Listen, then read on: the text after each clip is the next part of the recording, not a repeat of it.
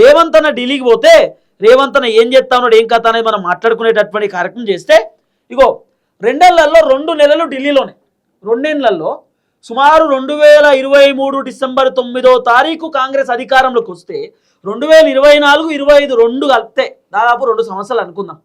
ఈ 2 సంవత్సరాలలో రేవంత్ రెడ్డి 2 నెలలు ఢిల్లీలోనే ఉన్నాడు.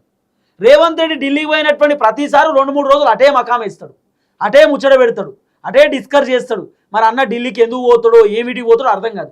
రేవంత్ అన్న ఎప్పుడు ఢిల్లీ పోయినా 2 కోట్లు 3 కోట్ల రూపాయల ఖర్చు. ఈ దుబారా ఖర్చు ఎందుకు అర్థం కాదు. పోనీ రేవంత్ అన్న ఢిల్లీకి పోయి తెలంగాణకి ఏమైనా పట్టుకొచ్చేది ఉందా అంటే ఏం లేదు, తుస్సు డొల్లా. మరి ఏమిటికి పోతాడు అంటే హైకమాండ్ దగ్గరికి పోవాలి, హైకమాండ్తో మాట్లాడాలి, హైకమాండ్తో డిస్కస్ చేయాలనేది రేవంత్ రెడ్డికి సంబంధించిన వర్షన్. ఇగో తెలంగాణలో పాలన గాలికి వదిలేసి ఢిల్లీ కాంగ్రెస్ పెద్దల సేవలో రేవంత్ రెడ్డి 65 సార్లు ఢిల్లీ పర్యటనకు వెళ్ళిన కాంగ్రెస్ ముఖ్యమంత్రిగా రేవంత్ రెడ్డి రికార్డు. 65 సార్లు ఢిల్లీకి పోయినటువంటి ముఖ్యమంత్రి రేవంత్ రెడ్డి ఒక్కడే. అది కూడా కాంగ్రెస్ ప్రభుత్వంలో రికార్డు సాధించిన రేవంత్ రెడ్డి ఢిల్లీ పోయేటటువంటి విషయంలో.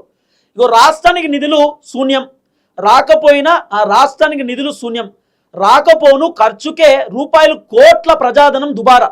2024 పార్లమెంట్ ఎన్నికల తర్వాత రేవంత్ రెడ్డిని దూరం పెట్టిన రాహుల్ గాంధీ, రాహుల్ అపాయింట్మెంట్ కోసం ప్రయత్నించి 25 సార్లు విఫలమైన రేవంత్ రెడ్డి, రాజీవ్ గాంధీ తెలంగాణ తల్లి విగ్రహ ఆవిష్కరణకు కూడా రాహుల్ డుమ్మా, గ్లోబల్ సమ్మిట్ తర్వాత మిస్ వరల్డ్ అందాల పోటీకి సైతం హాజరు కాని రాహుల్ గాంధీ, ఆ తర్వాత కేంద్ర నిధుల కోసమే ఢిల్లీ పర్యటనలు అని చెప్పుకుంటున్న రేవంత్ రెడ్డి.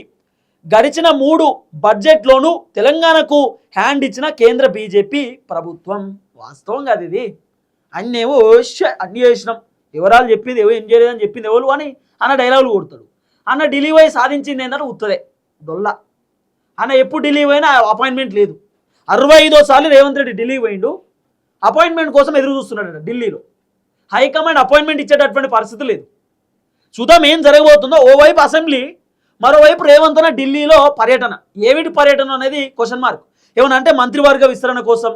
ఇప్పుడు ఈ మంత్రివర్గ విస్తరణ కోసం అసెంబ్లీ జరుగుతున్న టైంలోనే ముఖ్యమంత్రి పోవాలన్నా, వేరేదేం లేదా?